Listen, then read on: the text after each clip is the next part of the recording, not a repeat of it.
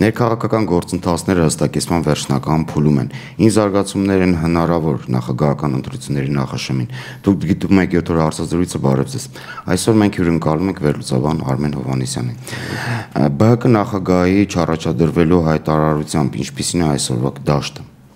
Խոսքը ներքաղաքական դաշտի մասին։ Ես կարծում եմ դաշտը ինչ որ չափով պարալիզացված վիճակում է։ Այն առումով, որ բոլոր քաղաքական գործողությունները պլանավորվում էին այն հաշվարկով, որ այսպես ասենք ԲՀԿ-ի անունից կամ այդ ճամբարի անունից լինելու է ինչ-որ մի ազդեցիկ տեխնացու, օրինակ պարոն Ծառուկյանը։ Եվ այդ հաշվի առնելով այդ հանգամանքը արդեն քաղաքական ուժերը այս կամ այն դիրքորոշումն էին բռնում եւ իր պլանավորում էին իրենց քաղաքական անելիքը։ Այսօրվա դրությամբ երբ պարզվեց, որ այդ դաշտը կարծես թե ներկայացված չի լինելու, հիմա շատերը պետք է այդ թվում նաեւ իշխանությունը իրենց համար նորից վերահաշվարկեն իրենց անելիքը։ Իշխանությունը ինչ ունի վերահաշվարկել։ Ես ասեմ, որ այդպիսի հեշտ տրվող հաղթանակները պատկերացրենք, ասենք 80%-անոց Սերժ Սարգսյանը։ Ինչպես Ավանում եղավ, Ավանի հա, ասենք 80%-անոց իրենք համահայկական մասշտաբով ժամանակի առումով ավելի թանկ են նստում մեր իշխանության եւ մեր պետականության, հա, համար, քան եթե դա ինչ որ պայքարի արդյունքում է հասնվում, գոնե ձևական պայքարի։ Եվ սա էլ վերահաշվարկ է։ Հետո այն կոալիցիաները հնարավոր իշխանության, որոնք պլանավորվում էին, հա, Ծառուկյանի միավորվելու եւ այլն, հետո ինչ կլինի, հիմա հարց է ծագում, իմաստը կա այդ կոալիցիաների։ Եթե փաստորեն մի տեխնացու եւ ընտրություններ են, այսինքն մի տեխնացու եւ մի խումբ, կներեք չեմ վախենում այդ բառից, խեղկատակներ, ինչ որ քաղաքական ծաղրացումներ, ապա ինչ իմաստ կա դրանցից որի հետ արժե, ասենք, ինչ որ կոալիցիոն հարաբերությունների մեջ մտնել։ Հայ-հեղափոխական դաշնակցությունը հայտարարում է, որ ոչ մի դեպքում չի սատարելու Սերժ Սարգսյանին այս համատեքստում, ինչպես է գնահատում ՀՅԴ Սերժ Սարգսյանի հանդիպումը եւ հայտարարությունը, որ դրանք շարունակական բնույթ են կրել։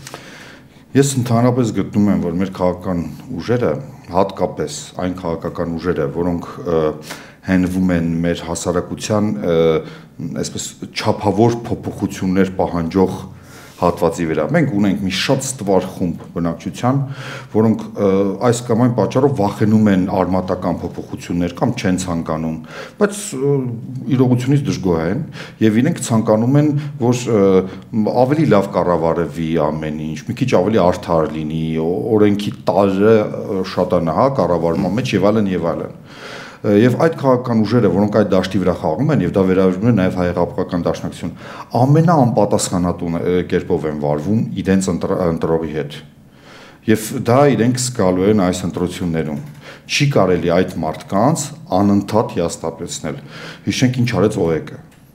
Ես ընտրություններից հենց հետո, երբ արդեն դեռ մարտի 1-ը չէր եղել, բայց Արթուր Բաղդասարյանը ինչ որ պաշտոններ էր ընդունել եւ այլն հանդիպել էր Սերժ Սարգսյանի հետ, տաքսիով երթևեկում էի, տաքսիստը ՕԵԿ-ի անդամ էր եւ ես հիշում ինչպեսի կատաղությամբ եւ ատելությամբ էր նա պատմում, թե ինչպես է այրել իր կուսակցական Տոմսը։ Դա անկեղծ ատելություն էր, որովհետեւ իրեն խաբեցին։ Եվ այդ քաղաքական ուժերը, որոնք չեն ուզում շատ արմատական երևալ, իրենք պետք է հասկանան, որ դա չի ոչ արմատական լինելը, բարեփոխական լինելը, չափավոր լինելը, դա չի նշանակում լինել անողնաշար։ Իսկ ինչ է կարծում, նման հանդիպումներն այլևս Սերժ Սարգսյանին պետք են թե ոչ։ Իսկ պետք կլինեն թե ոչ։ Տեխնիկապես պետք չեն։ Այսինքն, եթե անգամ այդ հանդիպումները հիմա կայանան, դա պարզապես բարի մարդու բարի կամքի դրսևորում է, որը կարող է իրեն այդպես ավելի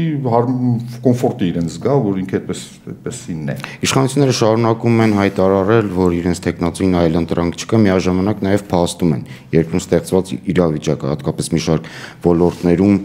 արձանագրված անկումները, ինչ է ստացվում, փաստորեն համ արձանագրում են, որ անկում է, համ էլ արձանագրում են, համ էլ հայտարարում են, որ այլընտրանք չկա։ Դե գիտեք, դա հին բարի հեքիաթ է, որ եթե մենք չլինենք, ավելի վատ կլիներ։ Այսինքն այո, վատ է, լավ չէ, բայց այսքանով է վատ ընդամենը, որովհետև մենք ենք, եթե մենք հերոսական ջանքերը չլինեին, սարսափելի կլիներ վիճակը։ Ինչ զարգացումներ կան, կանխատեսում կամ ինչ զարգացումներ են հնարավոր։ Ես ճիշտ ասած կոնկրետ քաղաքական այսպեսի կանխատեսումներ չունեմ, դրանք շատ պարզ են, պարզունակ են, կարծեմ, որ Սերժ Սարգսյանը կարող է հաղթել շատ մեծ առավելությամբ։ Բայց խնդիրը այն է, թե ինչ լինելու Հայաստանի հետ մինչև 2018 թվականը։ Եվ ինձ մտահոգեցնում է, որ մեր այսպես կոչված այլընտրանքները եւ ընտրությունները չեն ուզում գոնե ստիպել իշխանություններին առավել ռեսուրս ծախսել այդ ընտրությունների վրա, որպեսզի քաղաքական պայքարի առավել հնարավորություններ ստանան հետագա 5 տարվա ընթացքում։ Օբյեկտիվորեն իշխանության ռեսուրսները մի քիչ կարող են ավելանալ, այն բանի հաշվին, որ շատ բան ծախսել պետք չի։ Ես նկատի ունեմ ոչ միայն ֆինանսական պաշարները, այլ ցանկացած խոստումների, բոլոր, խոստումների, պայմանավորվածությունների եւ այլն եւ այլն։ Դառնում է միայեցան իշխանություն բոլոր առումով։ Բայց այստեղ ես տեսնում եմ նաեւ որպես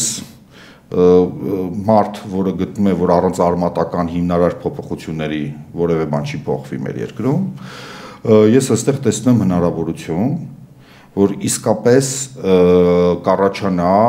նոր, ես չեմ վախենում այդ բառից դիմադրական ընդդիմություն, որը ոչ թե կզբաղվի քաղաքականությամբ, ինչպես զբաղվում են մեր տարատեսակ կուսակցությունները, կզբաղվեն քաղաքականության տրված համակարգում, տրված կանոններով, այլ կընկալեն իրենց որպես դիմադրական շարժում, որպես սի երկիրը դուրս գա այս իրավիճակից, որպեսի պետականությունը վերադարձվի իր քաղաքացիներին եւ մենք ձեռք բերենք վերջապես մեր պետականությունը։ Եվ ես հավատում եմ, որ այս քաոսը եւ անապատը, որ առաջանալու է, հնարավորություն կտա։ Այսինքն դուք ընդունում եք, որ անապատացում գնում է։ Նույն նախագահի ձեռքով քաղաքական դաշտի անապատացումը, այն հին դաշտը, պարզապես երևի իշխանությունը, նախագահը եւ իր շրջապատը հուսով են, որ այդ անապատում հետո իրենց ուզած ծաղիկներն են աճեցնելու, չի ստացվի։ Անապատում ոչինչ չի աճում։ Այսինքն անապատի եւ ոչ անապատի մեջ կա որակական շատ մեծ տարբերություն եւ պետք է աշխատես արդեն բարձրաձգապես այլ պայմաններում, ինչի կարծեմ իրենք էլ պատրաստ չեն։ Այսինքն նախագահական ընտրությունները արձանագրելու են նոր գործընթացների սկիզբ։ Համոզված եմ դրանում եւ դրանք լինելու են ավելի արմատական, ավելի դիմադրական, ինչ որ չափով ազգային եւ քաղաքացիական եւ դա լինելու է տհաճանակնկալ ամբողջ վերնախավի համար, նաեւ այն վերնախավի համար, որ իրեն համարում է այլընտրանք կամ ընդդիմություն, թե իշխանություն։